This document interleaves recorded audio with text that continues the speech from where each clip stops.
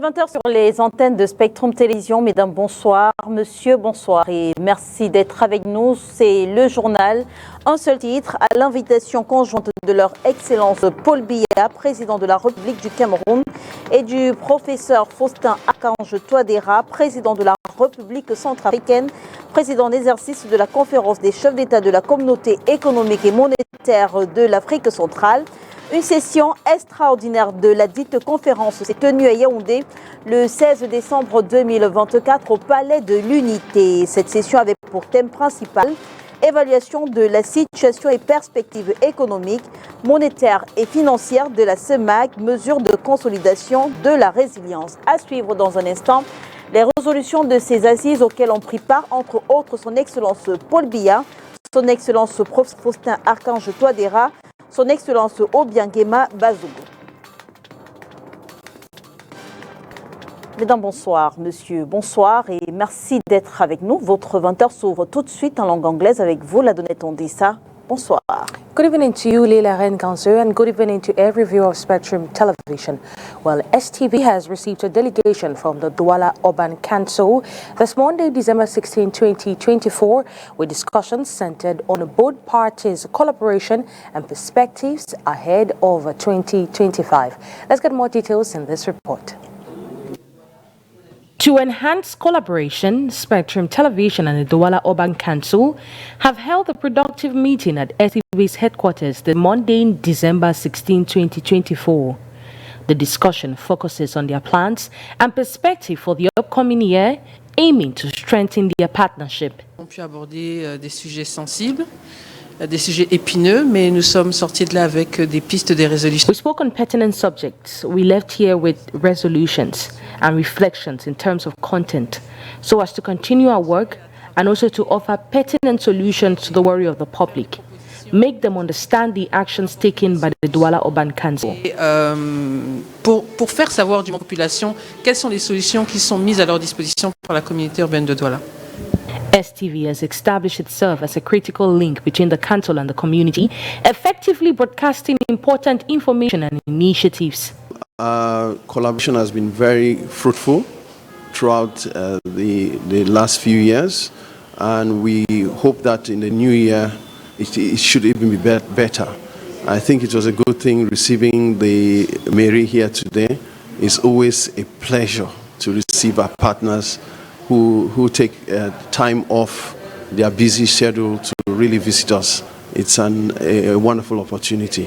Both entities express satisfaction with their current collaboration and are committed to addressing community needs more effectively in the future.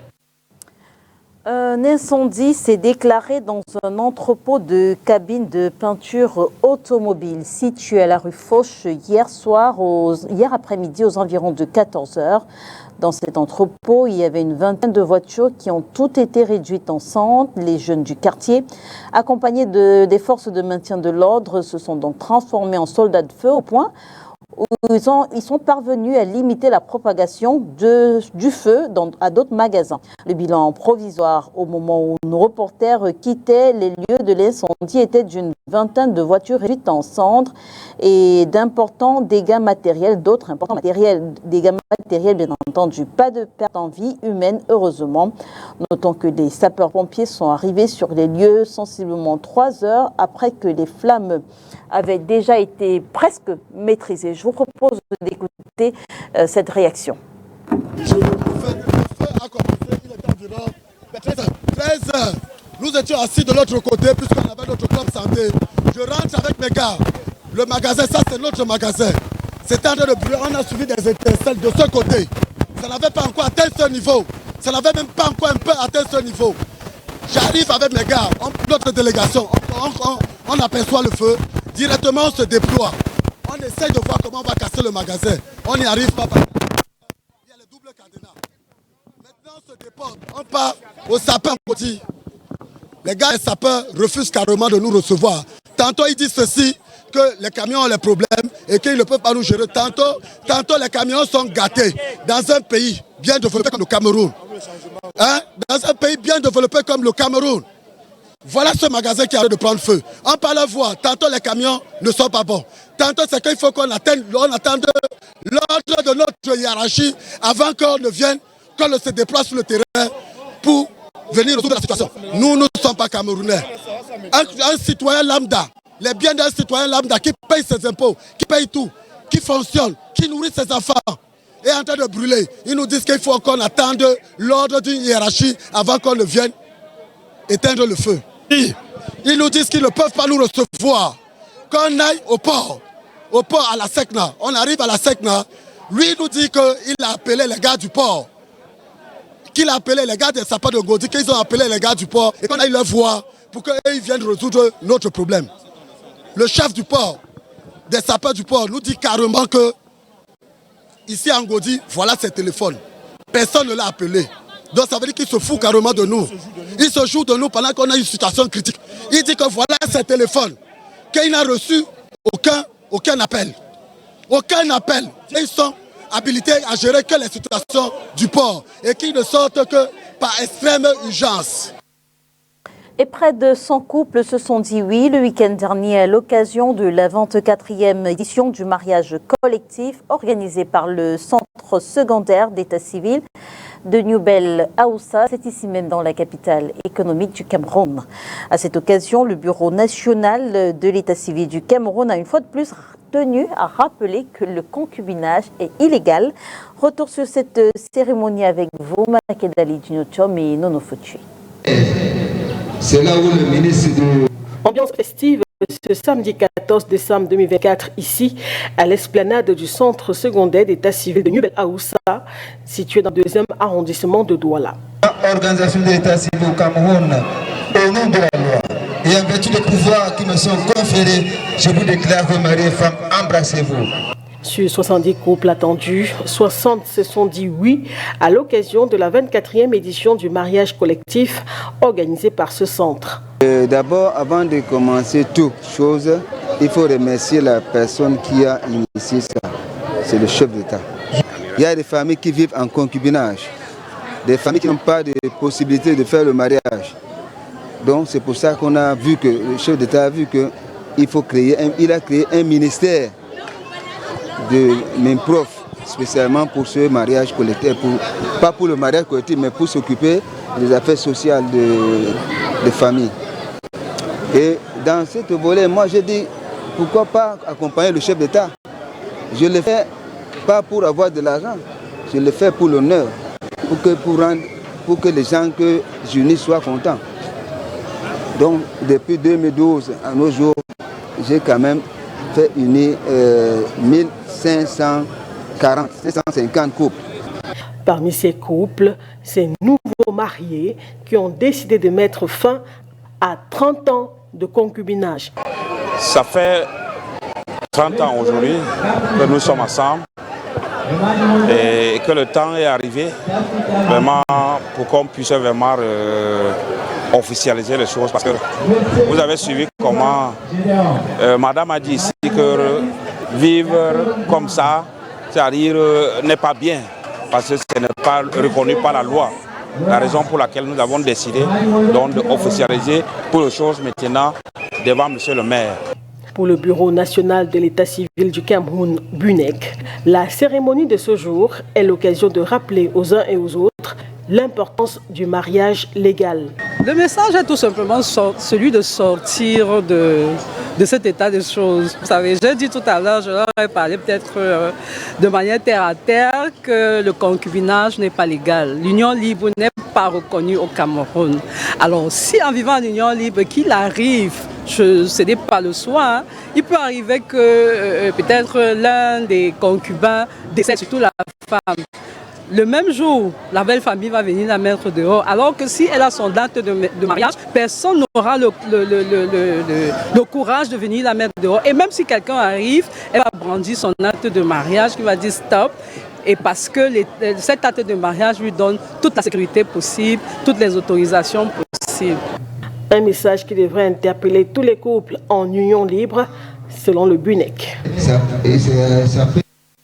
Et à l'invitation de leur Excellence Paul Biya, président de la République du Cameroun et du professeur Faustin Archange Touadéra, président de la République centrafricaine, président en exercice de la conférence des chefs d'État de la Communauté économique et monétaire de l'Afrique centrale, CEMAC en abrégé. Une session extraordinaire de la dite conférence est tenue à Yaoundé le 16 décembre 2024 au Palais de l'Unité. Cette session avait pour thème principal évaluation de la situation et perspectives économiques, monétaires et financières de la CEMAC, mesures de consolidation de la résilience. Je vous propose de faire le point des résolutions avec Olivier Bouzigueux. Les travaux portaient essentiellement sur la situation économique et financière en Afrique centrale. Il était question de trouver des solutions à la crise que traverse la sous-région. Au terme des travaux, les experts de la CEMAC ont reconnu, suivant le communiqué final lu par Balthazar Ngongangedo, président de la commission de la CEMAC, que des progrès sensibles ont été enregistrés depuis 2016 dans la mise en œuvre de certaines mesures de réforme structurelles. Toutefois, le niveau de réserve et d'échange passé de 2,3 mois d'importation en 2016 à 4,6 mois d'importation en 2023 des biens et des services connaît depuis 2024 une tendance baissière. En outre, les perspectives de cours des matières premières et du commerce international s'annoncent défavorables.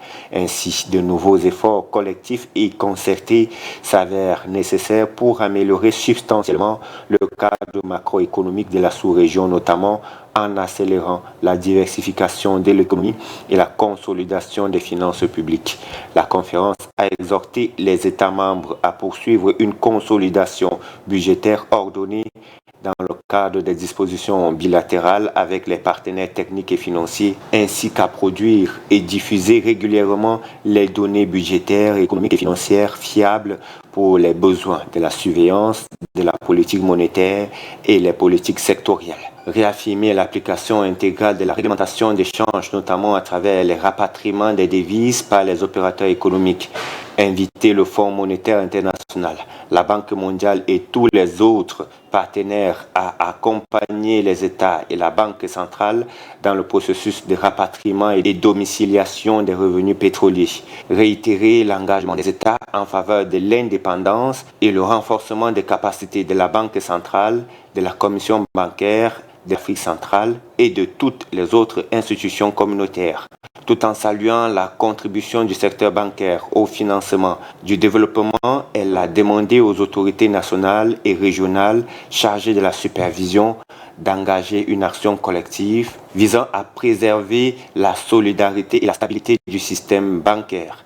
En vue de renforcer la stabilité du cadre macroéconomique de la sous-région, la conférence a exhorté les partenaires au développement à œuvrer pour la conclusion de leurs accords avec la République du Congo, la RCA et le Cameroun, de veiller à un ajustement budgétaire à dimension sociale et percevant l'investissement, d'assurer la mise en œuvre de politiques et des réformes structurelles en vue de la consolidation et de la croissance économique et de la stabilité monétaire. Les autres États à conclure dès que possible le programme formel avec le FMI afin de bénéficier de son appui ainsi que des autres partenaires techniques et financiers.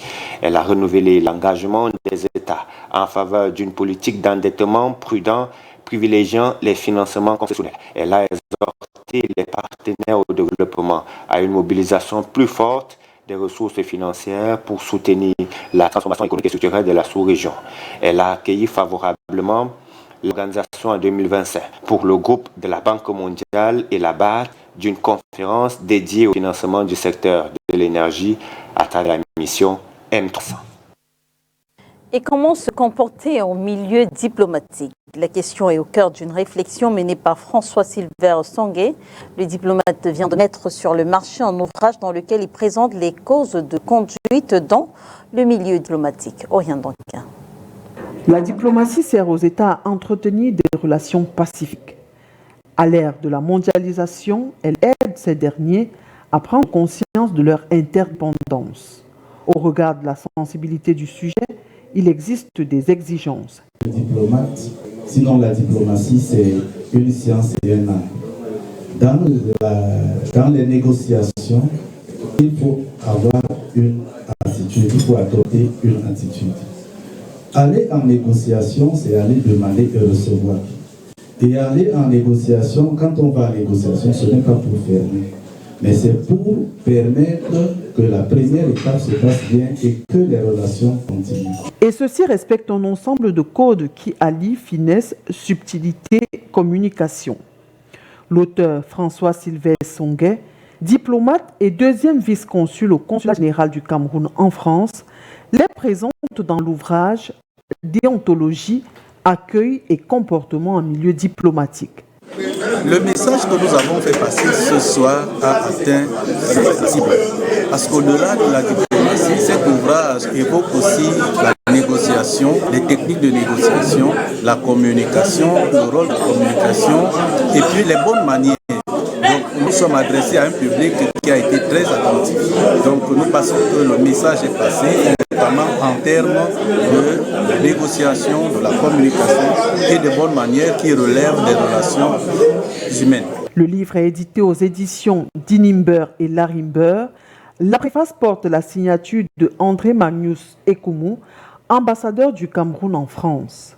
La dédicace a eu lieu ce samedi 14 décembre 2024 en France. Pour ressortir un peu ce que nous vivons dans le corps de la diplomatie et surtout sa capacité à le rendre accessible à tout le monde pour que, n'est-ce pas, chacun puisse bénéficier de tout ce que peut offrir la diplomatie. C'est très intéressant. Et d'ailleurs, je recommande cet ouvrage à tous ceux qui pratiquent déjà le métier, le noble métier de la diplomatie.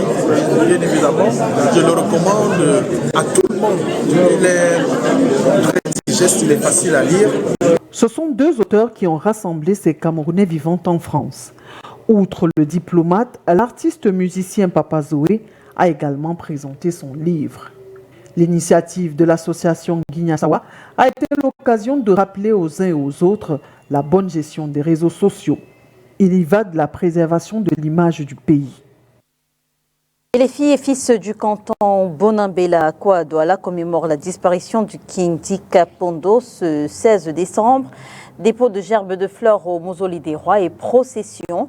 Ce sont par ailleurs quelques activités retenues dans le cadre de cette commémoration.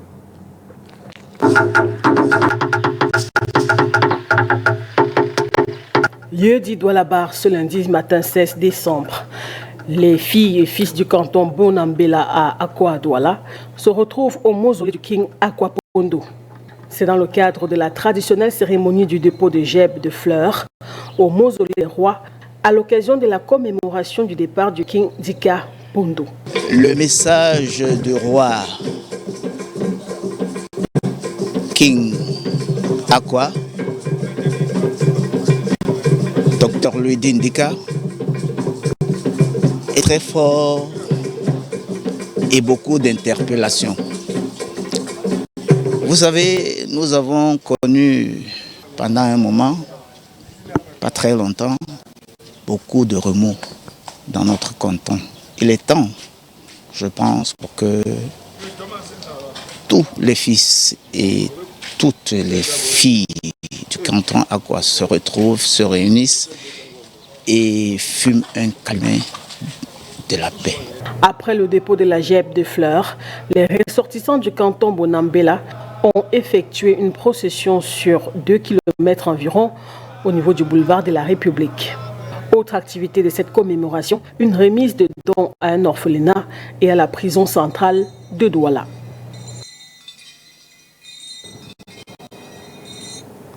News out of the country, voters were busy across the globe in 2024, and more than a dozen countries in Africa were amongst those holding presidential, parliamentary and local elections. While some long-term dominant parties retained power in some parts of Africa, incumbents suffered crushing defeats in other parts. Let's get more details in this report as filed in by Partners, the Voice of America.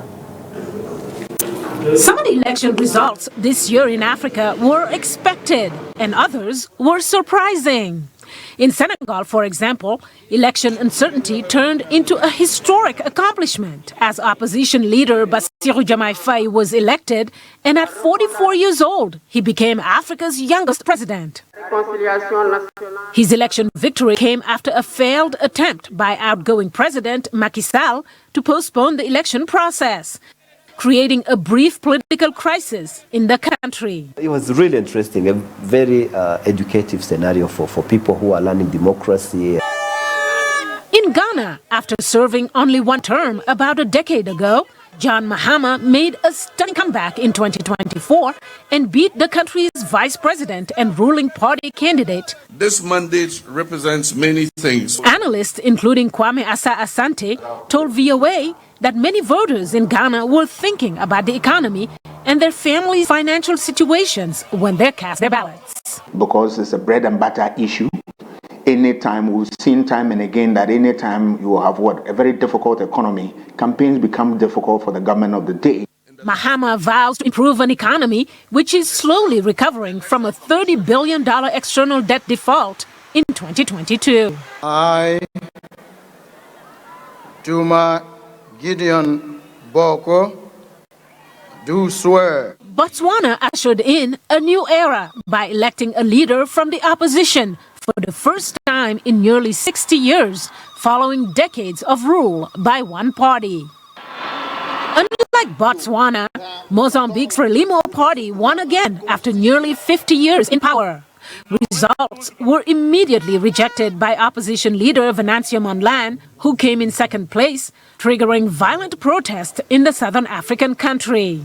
American University's Kweku Nwama hopes Frelimo's Daniel Chapo can extend an olive branch to the opposition to avoid a prolonged conflict in Mozambique. When you win, you have a responsibility to unite the country. And so hopefully he's able to do that. We don't need another African country going down in flames. Similarly, Namibia's ruling party SWAPO retained power after many decades of governance, but made history by electing its first female president, Netumbo Nandi Ndaitwah. Her main challenger, however, called the elections deeply flawed after multiple examples of election day technical difficulties and ballot paper shortages were documented. In Rwanda, longtime leader Paul Kagame won almost 100% of the vote, a suspicious landslide victory, according to some analysts. If you have a vote where 90% of the population vote for one candidate, that is a red flag. While Kagame's critics say he has overstayed his place in power, others say he's done a lot for the country. The achievement is tangible. You can see it. In South Africa, the African National Congress, in power for 30 years, failed to win the election with an outright majority, forcing it for the first time to form a coalition government. Mariama Diallo, VOA News, Nairobi.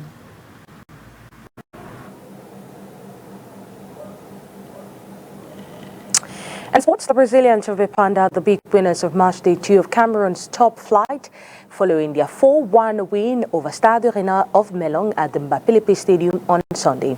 Well, match day 2 of the MTN Elite 1 Championship saw 15 goals scored, 3 home wins from Coton Sport, Astre, and just one away win from Fleuve Azur.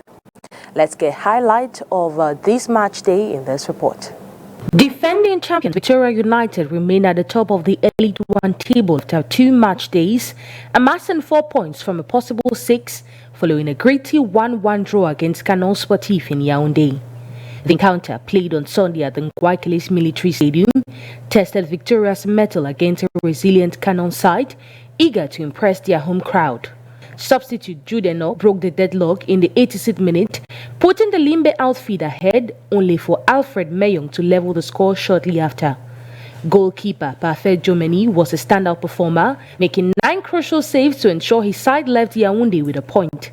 Other fixtures saw Aigle du Mungu and Union share the spoils in a 1-1 stalemate, while Young Sport and Bambutus also ended in a draw. Astre delivered a commanding 4-1 victory over Stade Arena, and PWD fell short against Dinamo, losing by 1-0. Fleuve Azur handed Panthère their second consecutive defeat with a 2-0 win, highlighted by Philippe Sama's brace within 10 minutes at the Bamenzi Stadium in Bafoussam. Day 2 concluded with 15 goals scored across 8 matches, with Dinamo, Feu Vazu and Colombe yet to concede. Feu Vazu was the only team to register an away win, while home teams Astre de Douala, Coton Sport of Garoua and Dinamo of Douala claimed victories. Feu Vazu's Philippe Sama and Ahmed Shepi from Astre of Douala finished as the day's top scorers, each netting twice. Well, that report puts an end to tonight's edition of the APM Bilingual Newscast. Ladies and gentlemen, thanks for staying with us. Well, it's that we bid farewell. Good night to you, Leila Renkanze. Bonsoir à vous, la Donnette Ondessa. Mesdames et messieurs, merci de nous avoir suivis. On se retrouve dès demain 20h sur les antennes de Spectrum Télévision, si, bien sûr, Dieu le veut. Bonsoir.